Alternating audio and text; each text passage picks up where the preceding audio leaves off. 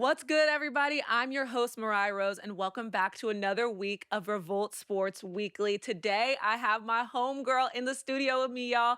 This is Raven Faulkner. We are Georgia Bulldogs together. We are best friends in real life, and we talk about this stuff every single day, so why not bring it in front of the cameras?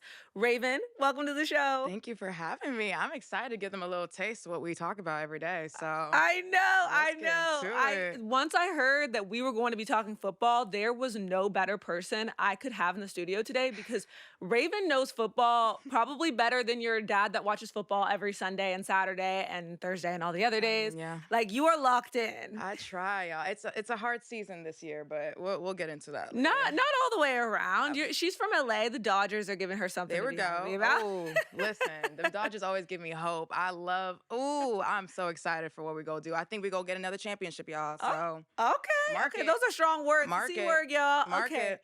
We have to start by talking about the Las Vegas Aces and how they swept the WNBA finals.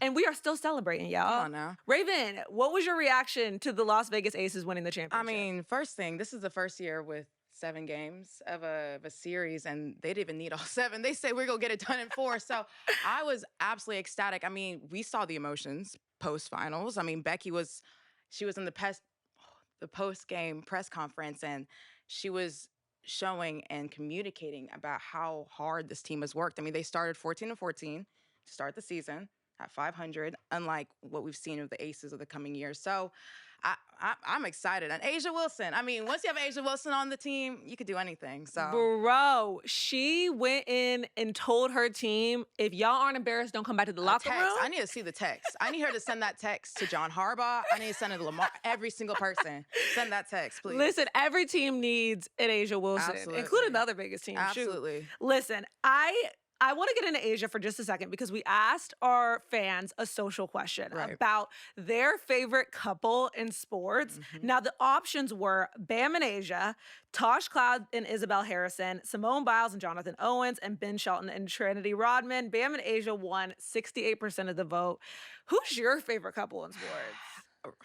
Right now, I really love Ben and Trinity. I think they give such a young and youthful love. I mean, she's going to see her man play at the U.S. Open. I mean, I was going to see my man play in Athens High School. So, you know, like, I just like... Athens High School? I mean, in high school, y'all, in high school. But, I mean, they're just so fun. You could tell they're best friends. I mean, they're tackling being in the limelight and being one of their next generation greats together. So I love them down. But all the couples on that list are amazing. But Ben and Trinity. Bam, after the championship, I was excited to see all of the posts and stuff and how he would react and how it would go, because I could imagine the roller coaster he was listening to all season. Like, her coming home pissed. Oh, come on every now. single day. They suck, man. I mean, you saw it. Whenever she won, she went straight to him and was like, thank you for believing in me. I mean, I think Bam he did the finals right and how he showed up for her, right? So sat with the family whenever she won, held her trophy. I mean, she was like, hey, you probably never held one of these before. Let me hold it real quick. But, I mean, I love that for her. I mean, A'ja Wilson having a supportive man at home. No shade. He hasn't held any of the hardware she's held. I mean, MVPs. I mean, she's definitely, His cabinet is a little dusty. I mean, we can't, Bam, we're rooting for you. But A'ja, your girl got you beat right now. And I think he knows that, though. He does know that. So it's not an issue within their dynamic. He's just there to support. 100%. And A'ja was quick to go get her hair done, child. Did you see? Wait, I got to ask. Not that this matters because she's a WNBA Defensive Player of the Year champion, gold medalist. A'ja Wilson, she know I love her. Right. The Robin Roberts wig sent me to the moon. I was so confused. She just doing the stuff. toupee. I'm so confused. And in the color 4, or was it color 8? I forgot what color it was. But I love it, though. I mean, it just shows, as a player of that caliber, for them to be able to still just have so much fun. Right. And just drop the guard. I mean, it was a hard season. She's ready to have some fun. And the tambourine. Oh, I was ready to bring a tambourine to here. Listen, I will say, I told my sister, I know why A'ja Wilson is so good because I was at WNBA All-Star Weekend turning the hell up. Right. And I didn't see A'ja Wilson at not one function. I mean. And I'm telling you, I saw everybody. She was locked in. Everybody, okay? She was locked. I mean, she couldn't show up to the functions drunk after sending a text to her teammates talking about, we got to lock in. So that was. Right. It's reflective of who she is as a leader. and who she is as a player. So Right. We're going to transition into the NFL. Raven, we haven't it. even got to talk about all Let's this do it. stuff going I'm ready to on this kiki. week. We got fights. We got angry It's a people in lot to Miami. unpack. We got a lot to unpack. Let's do And it. a little bit of college football to unpack too. So let's just get into the gridiron, all right? So I want to welcome in our guest, Gillie. He is a Philadelphia rapper and podcaster. He hosts $1 Million Worth of Game for guidance, attention, motivation, and education with his homeboy Wallow. And he is also the unofficial Philadelphia Eagles hype man, which means we got a lot to talk to you about. Gillie, welcome to the show. What's happening? How y'all feeling? Feeling great. The real question is, how are you feeling? I was about to say.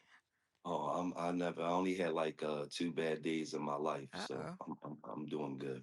Good to know. Well, Gillie, I have to know, what is your take on the Eagles season so far, and is this giving 2023 collapse? No, it's not. I mean, everybody's in panic mode except for us. I mean, the last time I checked, we was 4-2 and #1 in the division. Right. So those are some great problems to have that we got. Right. That's fair. That's fair. What do you say to people who are concerned about how close? What's funny? Everybody's talking about the Eagles. The last time I checked, our record was better than the Chiefs. Ooh. Was better than Baltimore's. Was the same as Buffalo's.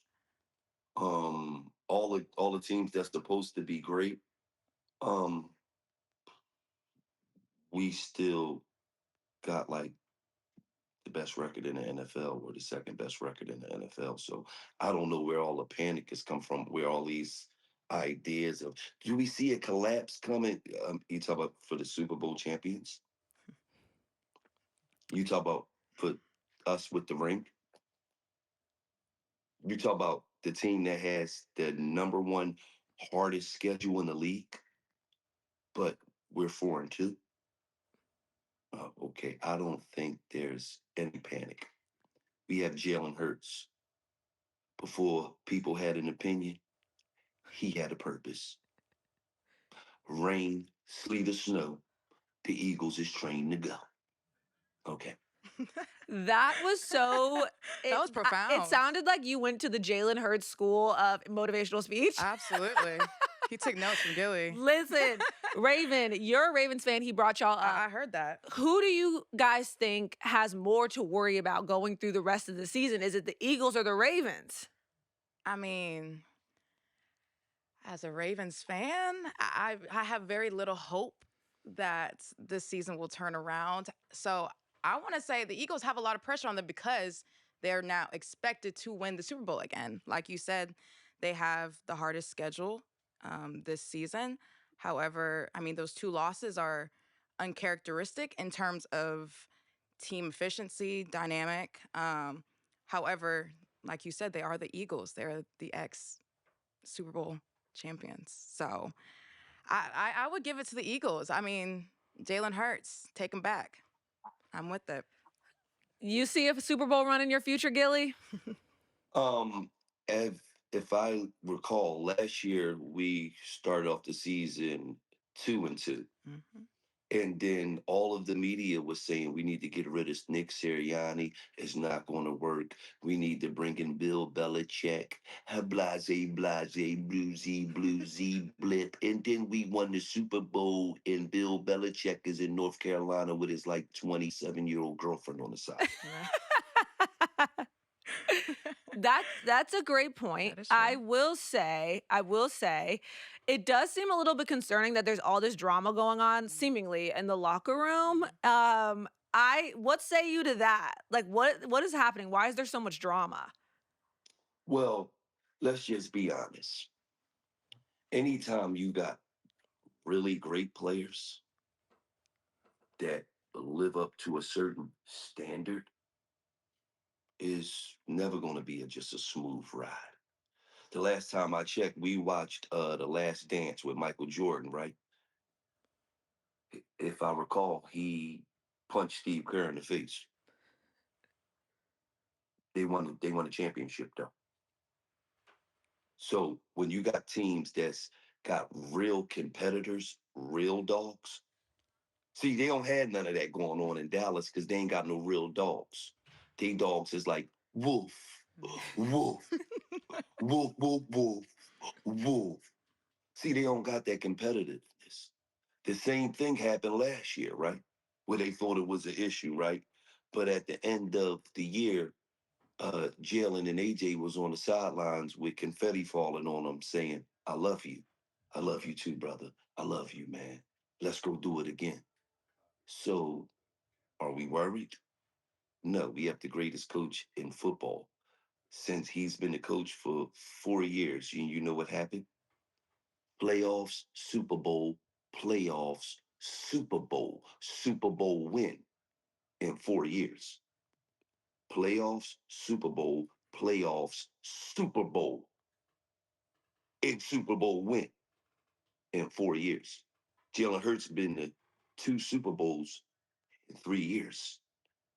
See, you know why I would be more concerned. I wouldn't care if Baltimore was undefeated right now and we was 4-2. You know why I would be more concerning for Baltimore than us?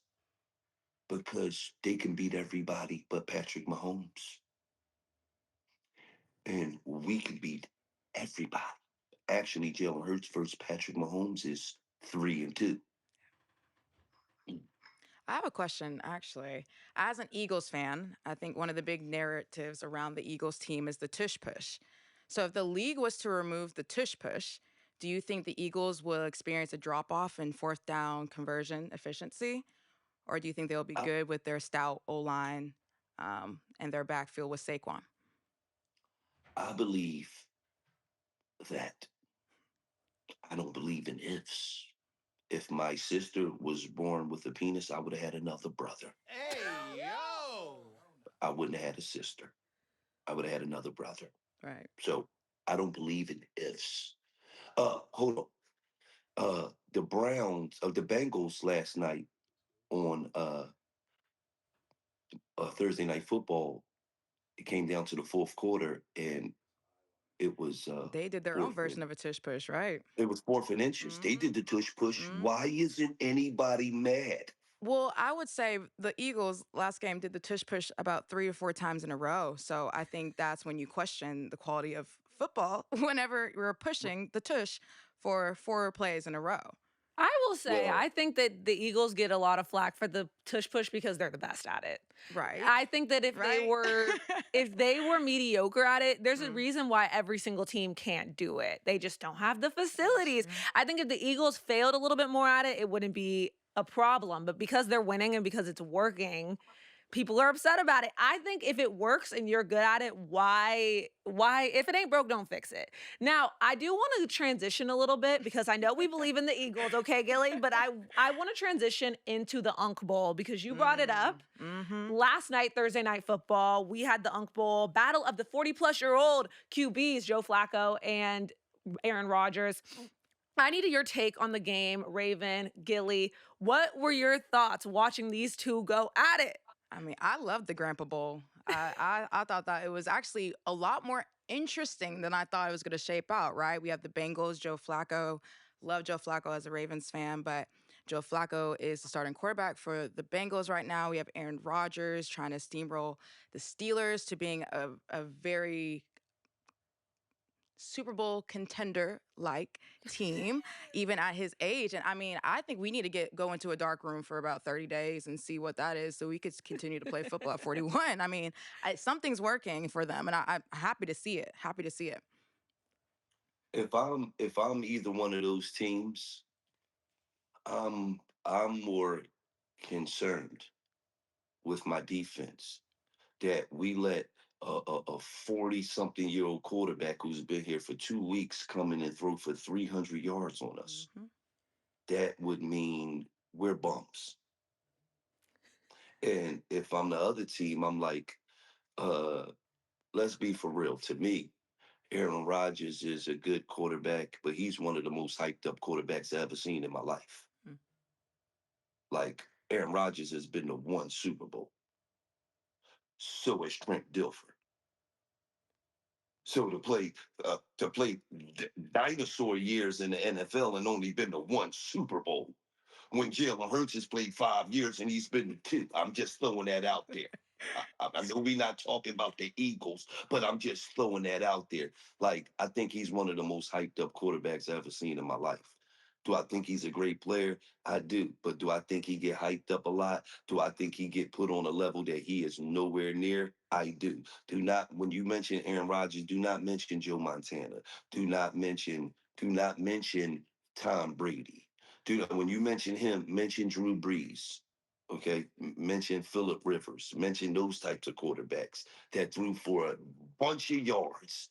They threw for 9,969 yards as far as miles. But it don't mean nothing. You ain't win no Super Bowl, man. You only felt the confetti fall one time. Tom Brady felt the confetti fall 7 times.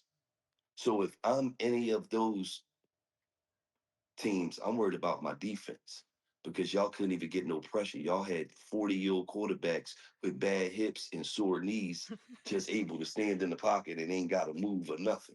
So that means your defense ain't getting no rush. That means your cornerbacks can't guard nobody. So that's what I would be more concerned about if I was those teams.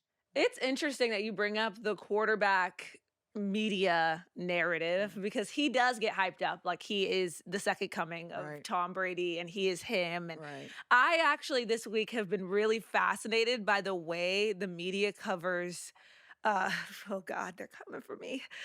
Josh Allen, because it's interesting that now look, there are talented quarterbacks all up and through the NFL, and he is one of them. But it's just interesting to me that the way that Jalen Hurts, let's say, gets covered, it is always a question. Can he do this? Will he do that? Won't he do this? Blah, blah, blah, blah.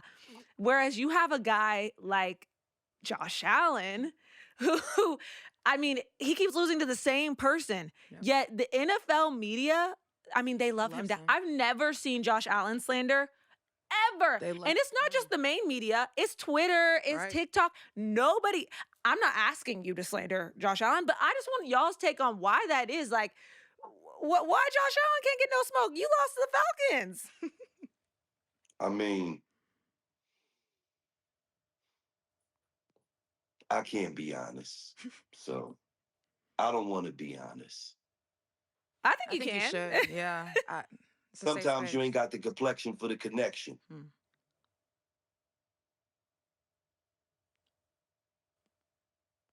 Well, I think he's okay.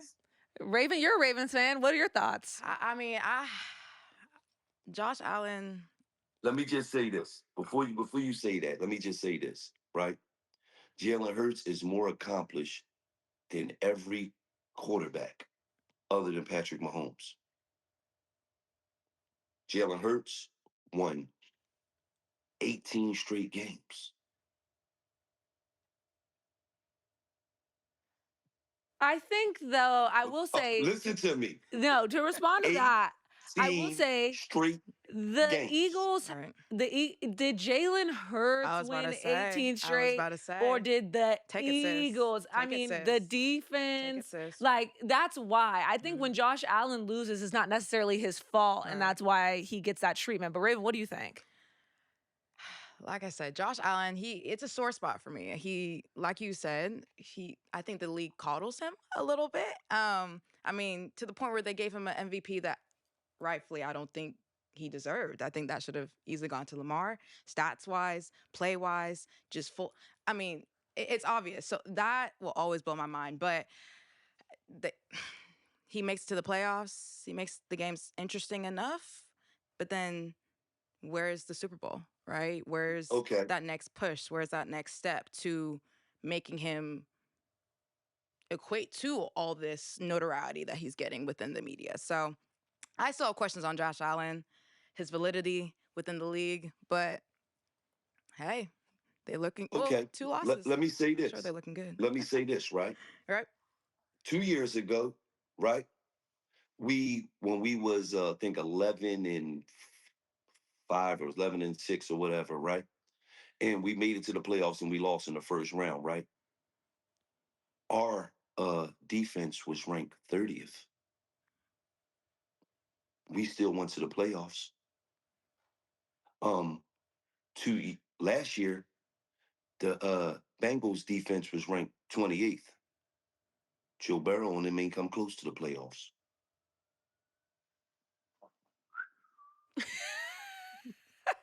The silence after. Listen. Okay, let's get out of Philly. Let's get out of Buffalo. Let's leave them alone. Ew, I want to get into something that is super exciting to me personally. I'm excited. Okay, let's talk about this Chiefs-Lions brawl drama. I need y'all's take because, listen, the Lions lost in week 6. Let's set the stage. The Lions lost in week 6 to the Chiefs in a game that I believe, had they played their best, they should have won. Right. Drop passes. It was a mess. Okay? However, they go into the postgame. Things are done. The game is not close. Brian Branch ignores a handshake from Patrick Mahomes right in front of Taylor Swift, Caitlin Clark, God, and everybody, and goes straight to Juju and clocks him right in his helmet. What did y'all think about that moment? Well, I think that obviously Juju did a great job during the game, because my job as a player, well, if I'm a football player with my personality, I'm probably talking shit to you from the time we step on the field, because I'm trying to dominate you mentally. So I would say anything. I catch a slant on you, boy, you can't fuck with me, boy. There's gonna be a long night for your goofy ass. Oh, I catch another bomb. I told your stupid ass you can't guard me. Catch something else. Look at this. You's just a goofy. Coach, get this dumb ass out. So by the time the game was done, he was so hot, he wanted to punch the man in the face. So I think that kid did a great job. Yeah, I mean, Juju knows how to get under players' skin. There, after the brawl, there was a player, I forgot if it was a podcast or a tweet, but he basically said Branch smacking Juju was a work of God. So I don't think that certain players in the league are too mad about Juju getting smacked. However, should Branch have done it? Absolutely not. I mean, the Lions are already. No, but that showed your weakness. That showed that I got in your head so much that you was willing, after the game, you was willing to risk a paycheck, a fine, and a suspension. You was willing to risk all of that because in between the lines, I dominated your mind, man. Well, Think about that. I think it I also shows. dominated your mind to the point that when the game was over, you didn't even have self-control over yourself. I won. You punched me with a helmet on, man. You ain't did nothing, man. I won. He did leave him bleeding. Because now all you did was hurt your team. I don't know if he got suspended, but he might have got suspended. So all you did was hurt your team. I agree with that. I mean, Branch has to understand where the Lions are with injuries, especially in their defense, that they need their starting safety. They're about to face the Bucks this weekend. Bucks are 7th in passing yards a game, right? Did he get suspended? He did. He did. 1 game. See? So now think about that. Because who you really think laughing? Right. I mean, it's a mental mistake, right? I mean, we've seen little brawls happen. I mean, they happen every year into a certain capacity, but thankfully for Branch, Dan Campbell is his head coach, right? Dan Campbell is not going to let this happen again, right? So it's a learning lesson. Unfortunately, it will hurt the team to a little extent. We have Baker Mayfield. He is passing an average of 350 yards a game. He has 12 touchdowns, only 1 turnover, more touchdowns than Mahomes. So I think it won't happen Hold again. on. So Detroit play Tampa Bay next? Yes. They play them this weekend. Okay. Okay, so I need Tampa Bay to win. I would like to add some. We got a Lions hater in the building. I would like to add some context to the Brian Branch situation, because I did get smacked down by TikTok when I talked about this, because people were really on Brian Branch's side. I don't know if it's just because people love the Lions or because people hate the Chiefs. However, I looked into it on my own, and things I found were, number one, Juju, illegal block in the back. I watched the tape. Illegal block in the back for sure.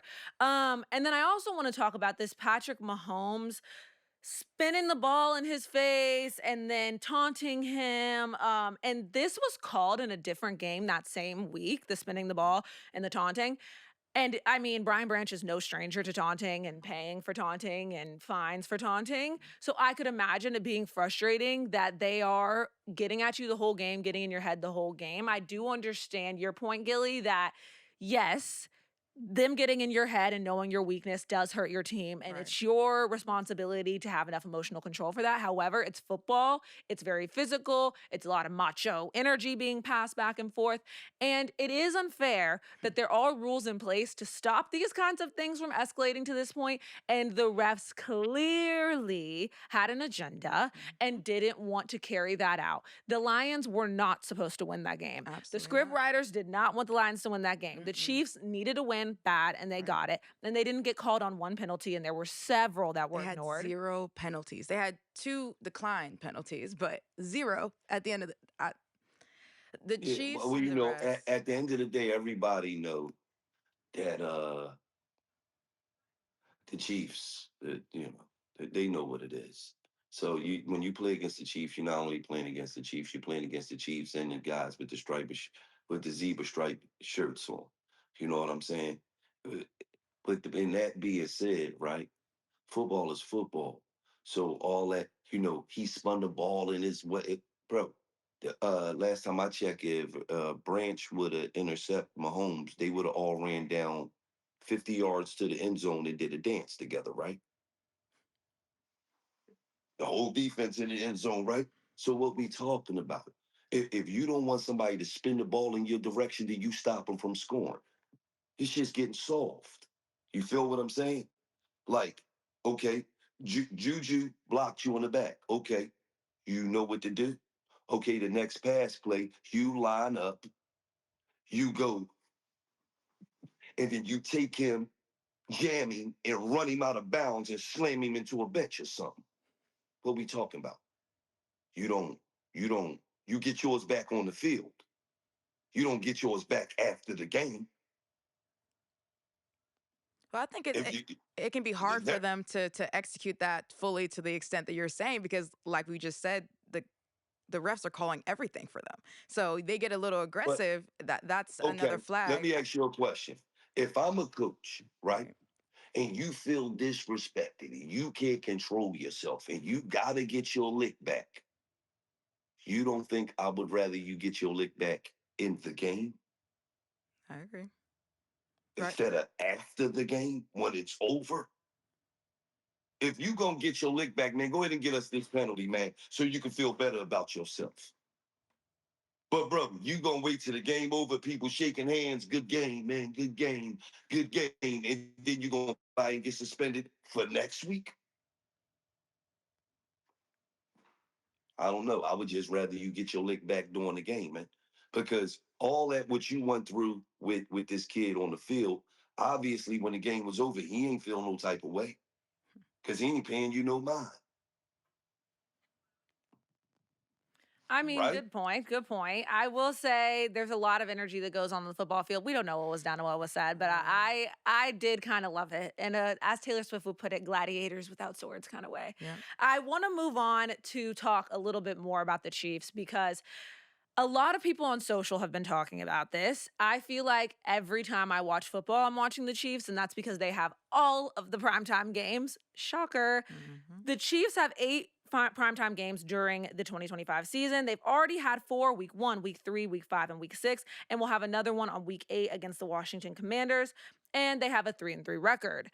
The question is, are the Chiefs worth all of these primetime games, and will they live up to them and turn their season around? Well, I believe they're worth it. The Chiefs have been dominating the NFL for the last 5-6 years since Patrick Mahomes came into existence in the NFL. So they deserve all the primetime games they get. You know what I'm saying? One thing about me, I'm not a hater. I know who they are. I know how great they are. But I just believe as well as the Eagles deserve all the primetime games too. That's all. And I mean, what's so beautiful is that we beat the Chiefs. We beat Tampa Bay this year. That's all I'm saying. I just want to put that out there. Thank you for letting us know. I mean, I agree. Chiefs, the prime time. I mean, whether it's the fans watching it or the haters watching it, they get eyes. I'm watching it. I'm not the Chiefs' biggest fan, but I'm watching it to see them lose. Unfortunately, I'm a hater. I'll go ahead and say it right now. Yes, on wax. I'm not a fan of the Chiefs, but like Gillie said, they're the Chiefs for a reason, right? And I had Are y'all watching it to see Taylor Swift? No. No, I am. So y'all not Swifties? No. No, I'm not. Okay. No. I did speak on a panel with one of the women that literally like runs the Chiefs, Right. and she was talking about how their fan base is now 60% women. Oh, I believe it. Do you know how insane that is for an NFL team's fan base to be majority I women? I mean, I don't know if they're fans, but they're watching the games, they're following, they're buying tickets, and they're buying merch and stuff. I mean, the league is pulling into that because they're showing Taylor every 2 seconds a play happens, during a game. It's funny you say that you said they show on Taylor every 2 seconds. You know when they never showed Taylor? When Travis is doing bad? No. At the last Super Bowl.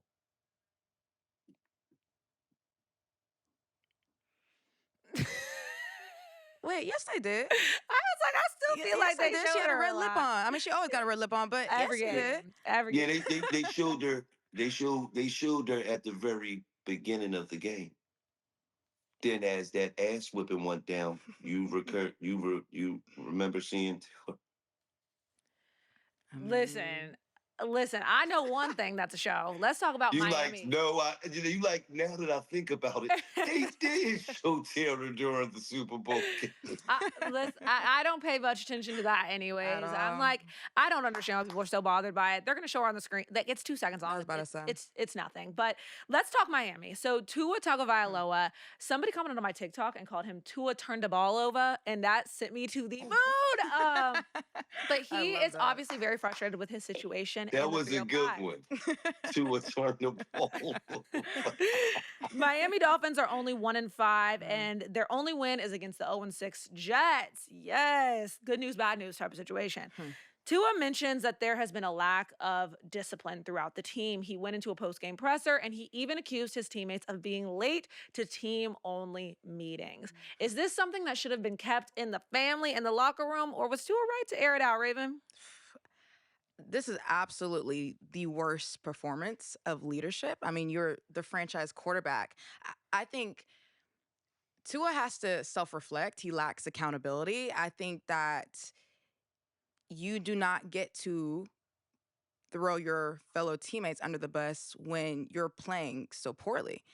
He threw 3 interceptions, right? He had 32 pass attempts. 12 of them were behind or at the line of scrimmage. And even that was not the best quality of throws. I don't know what he thought this would do, what the goal was by airing this out. This is definitely going to affect the locker room culture. I mean, he might get sacked a couple more times by his O-line. So or O-line will let him get sacked a couple more times because as a teammate, I'm not going to want to play for a guy that's throwing me under the bus when his own play is not to the quality that it should be. I mean, I just think a team mean together each achieve more. So if we're gonna be a team, we gotta be together through thick and thin. You know what I'm saying? And if we got any cancers in part of the team, then we gotta cut them out. You know what I mean? And right there, to me, Tua showed that he could be a cancer because as a leader, as somebody, just think about all the good leaders that's been in the NFL. They always take accountability, even when we know they wasn't wrong, even when we know they lying. You feel me? Tight end drop a pass for a game-winning touchdown. Tom Brady gonna come to the press conference and say, "Well, maybe I could have threw a better pass," or but no, you couldn't, bro. It hit him dead in his hands, bro. What are you talking about? But he's gonna take accountability. Right. He's never gonna throw his guys under the bus. You feel what I'm saying? Right. And just like Lamar Jackson. You feel what I'm saying? He threw that pass to Mark Andrews last year in the playoffs. He dropped it. Lamar could have came to to the press conference and threw Mark Andrews under the bus. He said, "That's my guy, man. We make some plays, we miss some plays. I missed a lot of plays this year." So, as a leader, you always show the team that uh, I'm gonna take the blunt of this. You feel what I'm saying? So that y'all love me more. Y'all got my back. I'm gonna take the blunt of this. For Tua to come out and just throw his teammates under the bus, that's just it'll never be the same in there no more. I will say, I would be more concerned if I were a Dolphins fan than if I were a Jets fan. Oh. Because at least what they got going on is new. We have seen the ceiling of the Miami Dolphins, and it ain't that high. They can't even, the ceiling ends when the weather drops a little bit, 10 degrees. So that's all they got. My thing is, the cancer that's going on in Miami is not Tua alone. It is the fact that they are in Miami and they are not the Miami Heat. Yeah. Heat culture is ingrained in, you don't run the program. Right. I, Pat Riley, I run the program. I don't care if you're LeBron James. LeBron told a story about Pat Riley taking his cookies off the plane. No more cookies. Cookies done. I don't care if you're LeBron. No more cookies. He's strict. He runs a tight ship. He told Jimmy Butler, "I'm not paying you. Right. I don't care." Well, he doesn't care. Right. And everybody in Miami knows that Pat Riley has a hand in everything going on in Miami. Here's the thing. In Miami, football-wise, you got a man that gets somebody pregnant every time he leaves the house. You got a quarterback that's saying, "They were late to the meeting." And that's because your coach is too worried about rocking off-white sneakers and sunglasses on the sideline and being everybody's homeboy to get something done. The leadership is poor across the board. This might be an unpopular opinion, but I think it starts with Chris Grier. Chris Grier has been the Dolphins GM for the past 25, he's been a part of the Dolphins franchise for the past 25 years, GM for only 9 years. He took Tua over Justin Herbert in the draft, which I'm sure as Dolphins fans, you wish you had Justin Herbert right now. But so I think it starts there. I mean, Tua, this is a crazy stat I found. Tua is being paid more than Patrick Mahomes, Justin Herbert, Lamar Jackson, Jalen Hurts, and Jaden Daniels. I mean, you have a high salary, you would expect high expectations, and he's just not pulling through with that. That's like me going to Louis Vuitton and buying a bag, and they hand me a Michael Kors bag. No shade. But if I give you $4,000 for a bag, I want it to be Louis Vuitton. Your return, come on. And Tua is playing like a Michael Kors bag off the rack at TJ Maxx that was left at the bottom because nobody wanted it in the way back with the red tag on sale. They done marked it down 17 times. It's hidden. I am over Tua. And not only that, but he's so hard to watch because every time they hit him, I start getting offended. I feel like a mother. And I'm 25, I shouldn't feel that way. Yep. I mean, they knock him down, and I'm like, "Oh, no, please, I can't. I don't want to witness him die." You wince every single time. Every time. Every single time. I mean, the Dolphins are a dumpster fire. I'm over it. Over it. I mean, we have Tyreek Hill, who just had a season-ending injury celebrating while being carted off the field. So, I mean, I think that sentiment is felt across the board. Listen, I don't know if there's anything that could make it better, but I do think that a coach firing is underway. And speaking of coach firings, let's talk about the Titans. Said no network ever. But hey, we have a point, guys. So the Titans have fired their head coach, Brian Callahan. Listen, I haven't talked about the Titans so long, I done messed up the man's name. So the Titans are also 1-5. They fired their coach just 6 games into the season. He had an overall record of 4-19. I'm surprised he lasted that long. The Titans have the number 1 draft pick, Cam Ward. Now, the reason I bring this up is because, according to ESPN, since 2016, y'all, 6 of the last 8 quarterbacks drafted at number 1 have had their head coach fired in their rookie season. Joe Burrow and Kyler Murray are the only two quarterbacks whose coaches weren't fired in their rookie season. What's going on? I mean, it's hard to win with a rookie. You know what I mean? You got to understand, okay, say CJ Stroud came in, right? He came into a Houston Texans team, but Houston Texans team had a hell of a defense. They was a ready-made team. Cam Ward is going into just a god-awful team. Defense, offense, everything. Special teams, they just bad. So for you to get just a quarterback and think it's going to change something is not. It takes drafts. It takes players. It takes timing. So what was he going to do? You know what I mean? And then he didn't prove it. Then he didn't have a quarterback last year. So of course you don't got a quarterback. You should be 4-19. Agree. You I know mean, what I'm saying? we're seeing that the NFL is unforgiving, right? We have high expectations, shorter leashes of development. And so, I mean, I love to use example. I mean, Tom Brady, of course, greatest quarterback of all time. Tom Brady didn't start until his second year. He got to have a year of development under his belt, learning from his vet quarterback that was starting at the time. So I, I don't think Yeah, it's but fair. that wasn't the plan for Tom Brady. Right. That was the But plan you for see, like Jordan, that's on the Packers. That was the plan for Aaron Rodgers. but Tom Brady was never picked and was like, oh no, we just grooming you to take the job over. No, Tom Brady was just a quarterback that was on the bench. They thought that Drew Bledsoe was the man. And Drew Bledsoe got hurt, and then Tom Brady came in, and he was only supposed to be in for a certain amount of weeks before Drew Bledsoe came back. But Tom Brady came in and he won. So then after he won, they was like, wait, hold on. Do we want to go back to Bledsoe when the kid's winning? He's in the groove. And then that kid ended up winning the Super Bowl, and it was curtains for Drew Bledsoe. So Tom Brady, his situation was a little different. He came in and took advantage of his situation. It wasn't like Aaron Rodgers, who they drafted, and they knew he going to take over for Brett Favre. Then they drafted Jordan Love, and they knew he's going to take over for Aaron Rodgers. Tom Brady's situation was not that. which I Tom Brady understand. was drafted in the 6th round, I believe. Which I understand. I think the sentiment though is the pressure of being a starting quarterback. As soon as you get drafted, Tom Brady didn't have to deal with that. Okay, so Absolutely. that's where you have Cam Ward starting straight off 6 months maybe of training from college to NFL, learning the NFL scheme, learning the playbook. And you have a head coach who's also learning Cam Ward, who's also learning the team. So I think, like I said, the NFL is unforgiving. The head coach turnover rate is very high.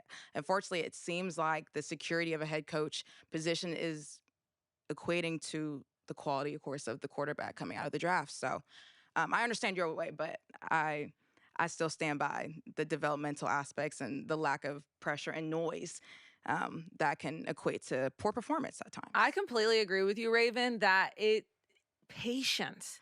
I mean, you take these kids out of college and you expect them to fix our program. Here's the thing. Football teams are so based on composition. Every piece has to fit like a puzzle. And the pieces in Tennessee ain't been puzzling forever. So to expect this, here's my thing. I have empathy for head coaches and quarterbacks in the NFL. I know. But the thing is, you come and you draft a quarterback and you expect him to take over the entire program and to bring everything back up and to fix your whole broken glass situation. Right. Yet, why aren't we putting the same energy into your offensive line? Why aren't we putting the same energy into your defense? I mean, you get this incredible quarterback and then you pay all this money for him and then you don't pay to protect him. It makes no sense. I feel the same kind of way about Justin Fields. I know he was horrible, but I will say watching the game, I'm like, he has no time. Laid out. What is he supposed to do? He has he gets the ball immediately, he's laid out. Nobody's protecting him worth a nothing. And then everybody's like, should he be benched? I would be pissed. It's not just on me. This is the NFL. Is somebody going to protect me? I'm not saying Justin Fields is the best quarterback in the NFL right now, but have some patience with the man. A head coach, it's his first time coaching, and you give him this trash-ass team, and then you want to fire me when your team you put together doesn't work? Let's put some of this energy we put into, hey, bench the quarterback. Hey, fire the coach. And to get rid of the GM. There is so many times, you brought this up with the Dolphins, that the GM is the real cancer of the team, but they have so much power, they're the ones firing everybody when they are the problem. You're choosing who to draft. You're choosing. We have sucked for the last decade. Right.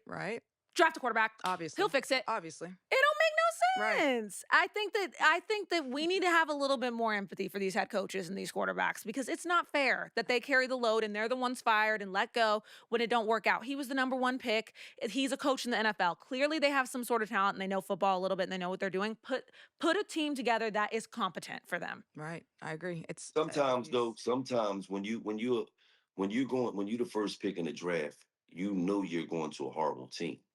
So sometimes your first year it don't work. Like Troy Aikman went 1-15 in his first year. He went to a horrible team though. But then, Peyton Manning went like 1-15 in his first year. He went to a horrible team. But then as the years go, they build the team. They get, okay, we suffering here. Let's go out and get 2 offensive linemen in free agency. Let's get a middle linebacker. Okay, let's draft all defense. Okay, so it takes some time because you're going to a real shitty team. Right. They're shitty all the way around the board. That's why they got the first pick of the draft. You got to understand, with the Texans, they had somebody that got hurt. So they really wasn't that bad. They had somebody that got hurt. That's why they was able to be high up in the draft and then get C.J. Stroud. But we really got a good team. You feel what I'm saying? Somebody just got hurt, so now we had a bad year. But our team is really a good, solid team. Cam Ward went to a shitty team, like all the way around. Like, prime example, when Shedeur Sanders finally get in the game, he's going to play better than Cam Ward because he's on a way better team. The offensive line is better. The defense is way better. The defense, I don't care who the quarterback of the Browns is, they always going to be in the game come fourth quarter. Because their defense is not going to allow you to score a crazy amount of points. So if you look right now, you say, okay, who playing better? Dylan Gabriel or Cam Ward? You don't know. You like, well, Dylan Gabriel did have 2 touchdowns. He threw for 190, but we know Dylan Gabriel ain't nowhere near the talent Cam Ward is. Agreed. So it's 2 different things. He's playing on a better team. So you got to understand, Cam Ward hiked the ball, and he don't even got a chance to process to get to his second receiver. He's like, huh? He look, and then by the time he get to his second receiver, he going down, getting sacked. Like, then they can't run the ball. Every time he hiked the ball and hand it off, he's getting tackled for a loss, the running back. Yep. So it's like, if I'm him, I'm frustrated too. Because I'm like, I ain't never been around this many ass players in my life. Right. I mean, I saw his dad, his poor dad, in the stands just falling out, every single time Cam was hitting the ground. So, I mean, it's every piece. It's not just the quarterback. You come from a situation where you're obviously doing really well. That's why you're the number one pick, into a situation where you're on the worst team in the NFL because the good teams never get the number one pick. But you guys, we have to let Gillie go. Thank you so much for joining Thank y'all us for having me. NFL Talks. This was so much fun. I appreciate you guys. Appreciate Raeven, you coming on. Before we go, I want to transition a little bit into the NCAA because, wow. I want to start with Penn State firing their head coach now that we're on the head coach topic and still paying that man $50 million. Right. Raeven, what's your take on the Penn State situation? Well, I think this was inevitable to happen. It was a gut check. I mean, Penn State knew that this was the decision that they needed to make at the time. Something I did find interesting is that within Franklin's contract, there is a duty to mitigate clause. Essentially, that means that whatever new job he gets, the salary, it could possibly offset Penn State buyout. So I think they knew that whenever they decided to fire him. Oh. And so, I mean, James Franklin, he set the standard for Penn State. I mean, he had multiple double-digit winning seasons, Big Ten title, college football playoff berth, but you can't lose to the 0-4 UCLA Bruins. You can't lose to Northwestern at home. Your 3-0 season quickly turns into a 3-3 season in the blink of an eye, and now you're unranked. So that just can't happen. It's a lot of money, but I think Penn State was very, very willing to sacrifice that on the account that they will be able to establish and nurture the culture that he started, but elevate it to possibly getting it further than just one playoff berth. That's a great point. I find it interesting that there was a little something in there where they could get out of it. Mm-hmm. However, and he's a good coach, so he will get another job. Oh, absolutely. I will say it felt a lot like a message to me. You know, I love a narrative. And it felt like a message to me. Look, we want to win now. Sure. We don't play this at Penn State. You got to go, and we going to pay you to leave. Right. And I'm curious your thoughts on, was it necessary to do that in the middle of the season? I mean, I think he's had necessary, maybe not. But once again, I understand it. Penn State's issue with winning in the regular season wasn't necessarily the big problem. It was, of course, this season. It was the postseason, the big games, when the lights are too bright. They're 1-18 versus Michigan and Ohio State when they're ranked. 1-18. They're 0-1 in the playoffs. I mean, so I think when the lights get bright, you have to show up. You get paid to show up. Now he getting paid not to show up. Hey, listen, best of both worlds. Listen, is it worth it to fire him halfway through the season and still pay him the money? And will this translate into winning? Like, is there anything that's going to come from this season, or are they just accepting that it'll be a wash? I feel like I feel like they're just thinking it's going to be a wash and that we're going to rebuild. I mean, they're unranked. I don't see them becoming ranked anytime soon. I mean, Penn State's schedule, don't get on me, Penn State fans, but their schedule is not the hardest schedule out there. So, I mean, they could get some wins here and there, but they need a head coach that will elevate them, take them to the next level, take them to the national championship. They have the pieces. They have the fan base. You see the whiteout.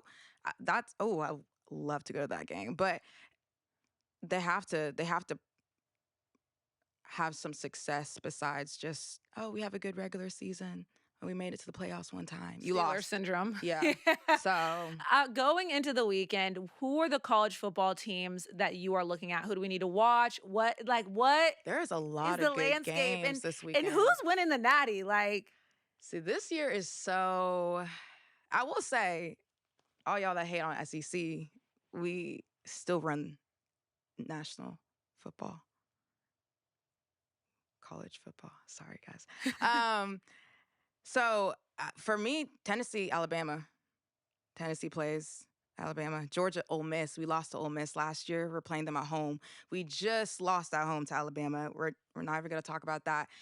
We're predicted to win, which is actually quite surprising and always concerning to me.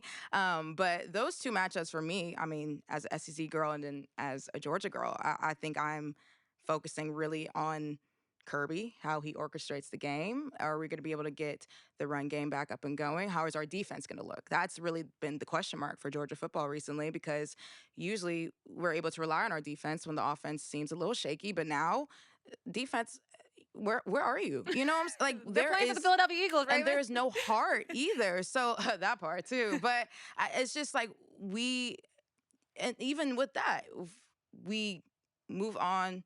Our defense is now doing great things, won the Super Bowl. We have to replace. There's no excuse. So Georgia is on my mind for sure. Yeah, I'm nervous. 24/7. I'm praying for the best this weekend. Always. In college football. We need it. And please don't lose at home, Georgia. Like, we can't go through that again. Not again. We cannot. I'll come into your house, take over your house. And we have a hard schedule. We have a hard schedule coming up, too. I mean, we have a hard schedule, period. But we still have Florida beat Texas. We still have Florida. We still have Texas at home. We have Georgia Tech, who's undefeated. And it will be a very tense game. It's being played at Mercedes-Benz. So we cannot let our foot off the gas. I need Gunner to scramble a little bit more, to use his feet, be a dual threat quarterback, open up the scheme. And I need Kirby to do what Kirby does, and let's get another natty. Lord, well, that was a lot, you guys. So much going on in the football world. Basketball is on its way back, so Raven, you're going to have to come back and talk hoops with us. So excited, y'all. Oh, my gosh. My Lakers go win. Oh, God. There we go. Note it. I hope they do. What day is Ravens today? are struggling. October 18th? Listen, one of them days. Come on now. LeBron ain't playing in October, so I'll tell you Luka. that. LeBron might not be back until it's warm outside. You know what? It's okay. We gonna be good, y'all. Yeah, I hope so. I hope so because listen. Could you imagine LeBron winning again? Yes. What that would do? Yes. What that would do for his legacy? Absolutely. Absolutely. Well, thank you guys so much for tuning in to another week of Revolt Sports Weekly. This has been so much fun. And make sure you keep it locked here on Revolt Sports so that you can be a part of the conversation.